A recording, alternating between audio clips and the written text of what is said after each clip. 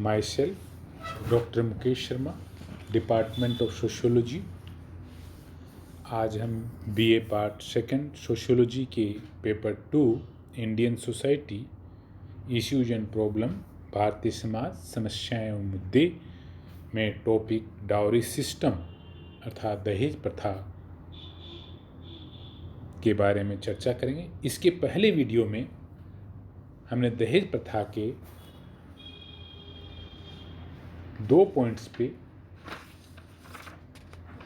कई पॉइंट्स पे चर्चा की, जिसमें दहेज प्रथा का इंट्रोडक्शन, परिचय, dowry system, meaning and form, दहेज प्रथा का अर्थ एवं इसके विभिन्न स्वरूप, दहेज के कारण अथवा प्रेरक तत्व, कोजेज और मोटिवेशन ऑफ डाउरी सिस्टम, और evil effects of dowry system on in society अर्थात भारतीय समाज पर दहेज प्रथा का कुप्रभाव या दोष। और लास्ट पॉइंट की चर्चा की थे eradication of dowry system, few suggestions, दहेज प्रथा का निराकरण कैसे किया जा सकता है। दहेज प्रथा जो समाज के लिए एक सामाजिक और वैधानिक समस्या है, समाज के लिए एक विकराल समस्या है, एक कैंसर के रूप में ये समाज में व्याप्त है और इससे समाज पीड़ित है। इसके निराकरण के लिए हमने विभिन्न सुझावों पर भी चर्चा की थी, जिसके अंतर्गत हमने एक सुझाव में दहेज विरोधी कानून की चर्चा किए थे, जो आज इस वीडियो में भी हम करेंगे। वर्तमान में जो दहेज निरोधक अधिनियम 1961 है, उसके बारे में अपन चर्चा करेंगे। और तो आज के इस वीडियो में 2 पॉइंट्स पे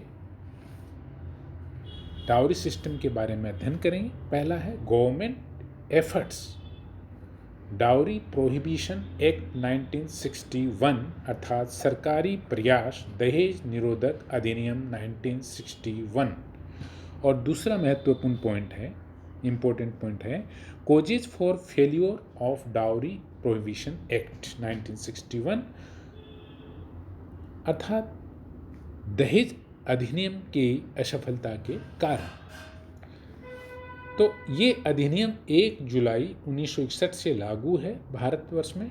इसकी विशेषताएं या इसके फीचर्स जो इस प्रकार हैं। पहला, विवाह के पहले या बाद में विवाह की एक शर्त के रूप में, एक कंडीशन के रूप में एक पक्ष या व्यक्ति द्वारा दूसरे पक्ष को अप्रत्यक्ष या प्रत्यक्ष रूप से दी गई कोई भी संपत्ति या मूल्यवान वस्तु दहेज कहलाएगी। दूसरी विशेषता यह है, विवाह के अवसर पर दी जाने वाली भेंट या उपहार या गिफ्ट को दहेज नहीं माना जाएगा। तीसरा फीचर यह है, दहेज लेने व देने वाले इस कार्य में मदद करने वाले व्यक्ति को 6 महीने तक की जेल और 5,000 रुपये तक का दंड का प्रावधान है।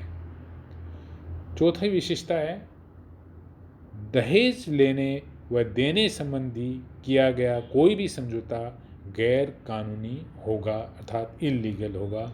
विवाह में दहेज के रूप में दी गई वस्तुओं पर पत्नी का अधिकार होगा।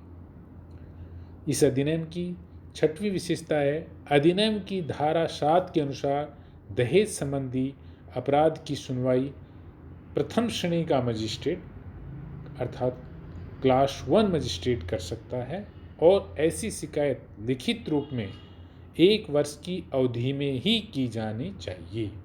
किंतु इस अधिनियम में कई कमियां थी जो बाद में दूर कर दी गई, और दहेज संबंधी संशोधित कानून के अनुसार अपराधी को वर वधू या उसके अभिभावक से दहेज मांगने के अपराध में 6 महीने से 2 वर्ष तक की सज़ा और 10,000 रुपये या दहेज के मूल्य के बराबर की राशि का जुर्माना किया जा सकता है।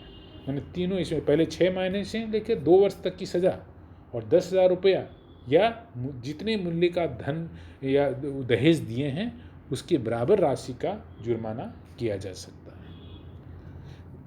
ये दहेज अधिनियम समाज में दहेज प्रथा को रोकने में बहुत कारगर साबित नहीं हुआ।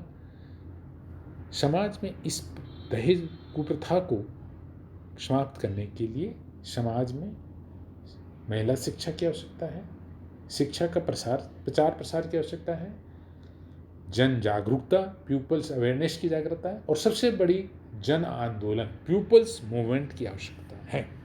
इसके बारे में हम पिछले वीडियोज में भी चर्चा किए थे। तो ये दहेज अधिनियम की जो असफलता है उसके क्या कारण हैं?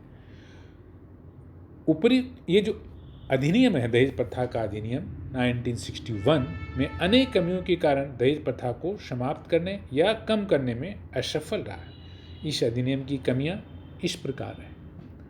इसमें यह बताया गया है कि विवाह के अवसर पर दिए जाने वाले उपहार दहेज नहीं माने जाएंगे। ऐसी स्थिति में यह सिद्ध नहीं किया जा सकता कि कौन सी वस्तुएं उपहार के रूप में और कौन सी दहेज के रूप में दी गई है। इसका क्लासिफिकेशन सही तरीके से नहीं किया गया। वर और वधू पक्ष कानून के शिकंजे से बचने के लिए सभी वस्तुओं को उपहार या भेंट ही कहेंगे, न कि दहेज। इस अधिनियम के अंतर्गत किसी भी पक्ष के विरुद्ध केवल उसी समय कोई कार्रवाई की जा सकती है जब शिकायत लिखित में पेश हो।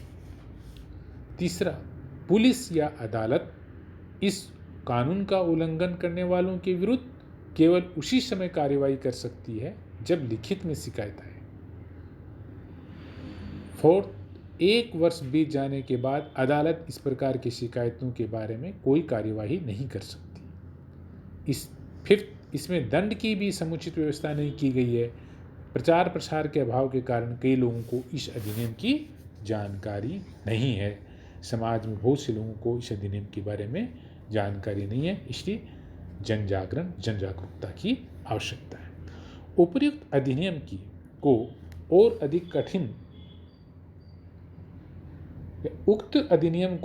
अधिक कठिन बनाने, दहेज लेने व देने को ज्ञातव्य अपराध घोषित करने, ताकि पुलिस या अदालत स्वयं ऐसे मामलों के विरुद्ध कार्रवाई कर सके, तथा दंड की मात्रा बढ़ाने की दृष्टि से सरकारी स्तर पर दहेज निरोधक अधिनियम में सन 1986 में 1986 में आवश्यक संशोधन किए गए।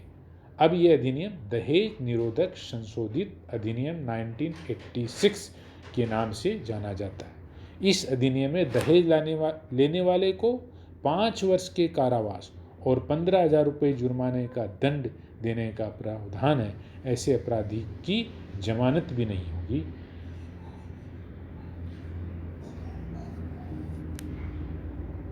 ये हम जानते हैं कि दहेज जैसी सामाजिक समस्या को सिर्फ कानून के द्वारा ही हल नहीं किया जा सकता है। इसके पीछे